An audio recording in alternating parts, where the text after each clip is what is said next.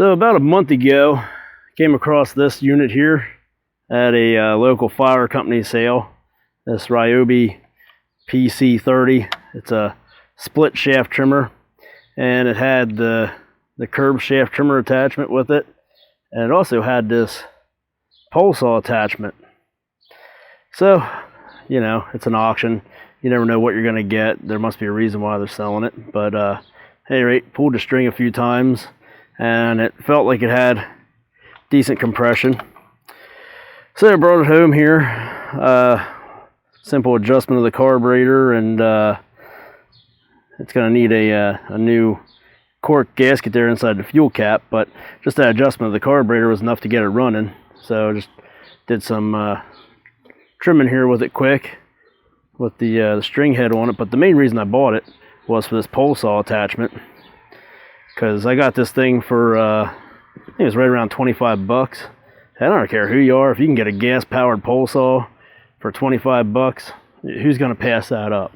You know, this isn't something that's commercial built, I know, but you know, for using it around the home, it's definitely going to come in handy, and I'm going to get my money's worth out of it.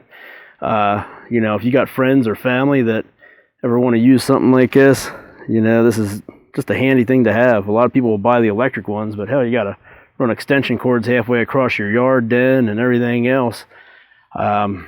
Batteries becoming pretty popular, but they're pretty pricey. You know, the Ego kit, the split shaft with just the power head and the pole saw attachment like this is I think around 300 bucks. So $25, this is a steal if everything works. But first thing I ran into with this is somebody stripped the threads out of the oil tank here.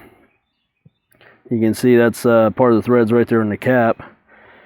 So I got another tank piece to put on there, and we're going to do that right now and then see how this thing works.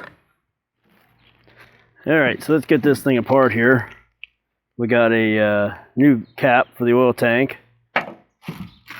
We got the new oil tank assembly, and of course we got the gasket for between the tank and the housing there. So first thing we got to do is get this tank off of here.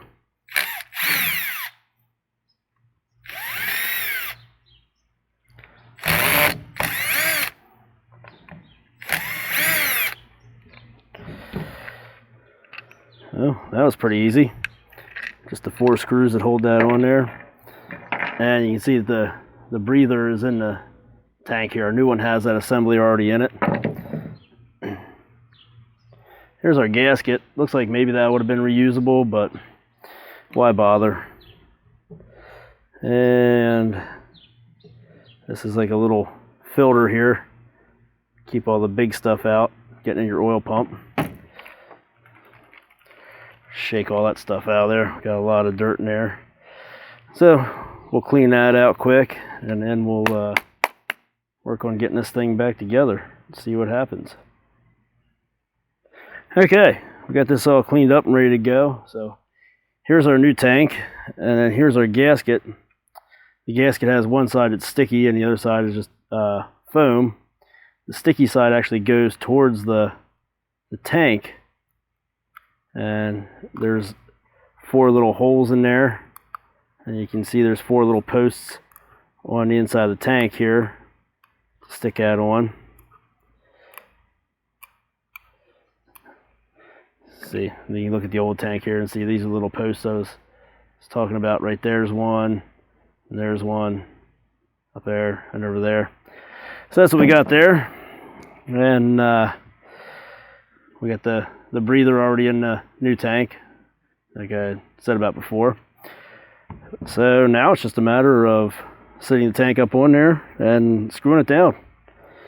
So get our spring filter piece back on the end of our hose.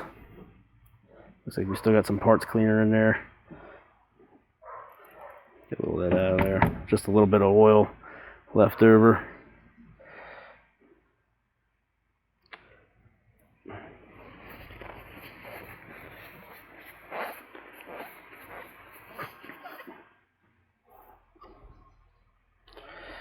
Alright, so now we'll tuck this up in there. We'll grab that from the top through the fill hole of the tank. Place the tank down on there. Get everything lined up.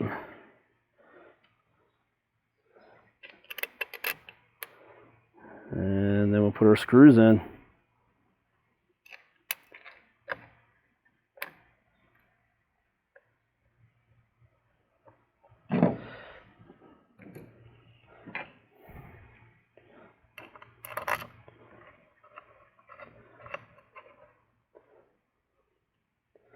Now, one thing you'll notice about this new tank compared to the old one was all plastic. And if you saw, the one screw had this piece of plastic on there. It was busted out from it. You could easily just bust that tank up if you ever tighten the screws. The new one has metal inserts in there, so you can't bust the tank out if you ever tighten the screws. So that's always a plus.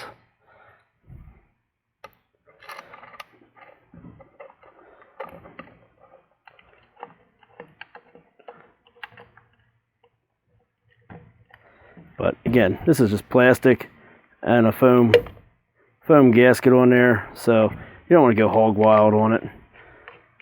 Just work your way around there diagonal. Get everything drawn down evenly. Work your way back and forth. No reason to rush it. This is a pretty simple repair here.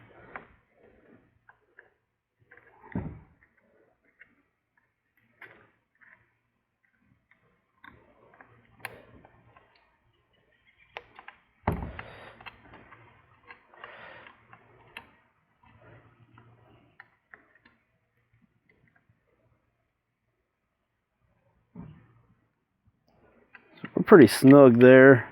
I think what I'm going to do is I'm going to put some bar oil in this thing and try it out. See if it leaks or not. Let it get a little bit of run time on it. A little vibration through it. See if anything comes loose or anything starts leaking. But there we go. We're pretty good. So get some bar oil in there and see what happens. All right, we got this thing filled with bar oil. Of course, spilled a little bit on the top there. We're filling it because we were filling it from a gallon jug without a funnel or nothing. But at any rate, you can see the bar oil's in there. We've got no leaks as of yet, so good to go. You don't have to go all hog wild on that and tighten those screws down with all the muscle you got. Nice and easy. So now we got the bar oil in there. We'll throw this thing on the power head and see what it does.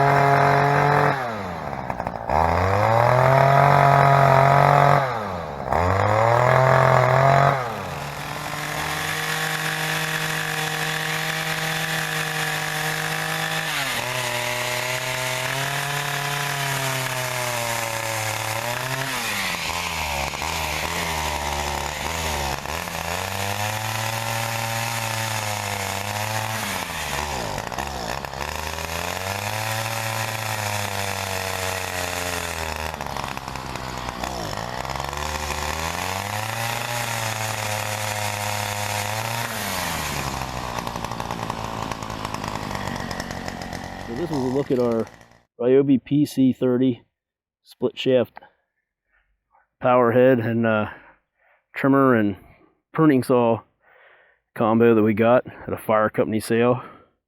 We paid about 25 bucks for the pruning saw power head and curved shaft trimmer attachment all together. And you saw us replace that tank cover there and the gasket and the cap on the pruning saw. And that was really all the work we had to put into that part. The power head, we had to adjust the carburetor to get it running, and that was it. You might have saw there in the video, it was having a little bit of trouble running, sputtering and stuff. The gas cap, as we said, needs the cork gasket replaced. It's leaking there and there, and cutting back on our fuel pressure, but all in all, it still runs, so we're happy with that. Again, you know, we got about $25 into this thing to buy it, another 10 or so into the tank, and pieces to fix the pruning attachment. Got to buy a gas cap yet, so even if we spend 50 bucks on this thing, we still made up pretty good. Even being a Ryobi, we'll definitely get our money's worth out of it just using it around here, and you know, letting some friends and family use it for some tree trimming around their place. And you know, even after we're all done with it, we could still sell it and probably get $100 out of it. So I'm pretty pleased with that. You know, this just goes to show you there are some good deals out there yet if you know what you're looking for, and know how to work on the stuff, and know where to shop for your parts to get a good deal on them. So thanks for watching, and be sure to subscribe to our channel so you don't miss out on any other videos we got coming up.